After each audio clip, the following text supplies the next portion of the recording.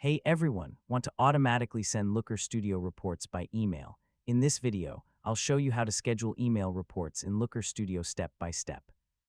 Yeah, scheduled emails help you deliver updated dashboards and important data insights to your team, clients, or stakeholders without sending reports manually every time.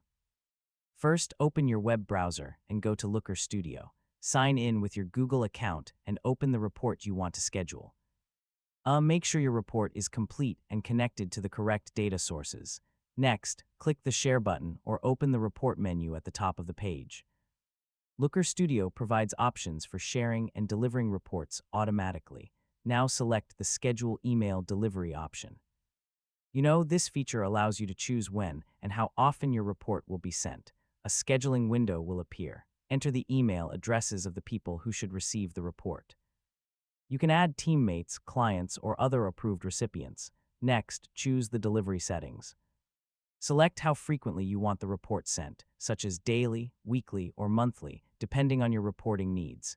Choose the preferred time and make sure the correct time zone is selected. Setting the right schedule helps recipients receive reports at the expected time. You can also customize the email subject and message before scheduling the delivery. Add a short description so recipients understand what the report contains. Review all settings carefully, then click Save or Schedule. Looker Studio will now automatically send the report based on your selected schedule.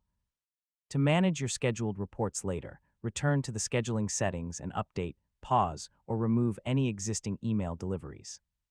So automated email reports save time and make sure everyone receives the latest data without needing to open Looker Studio manually.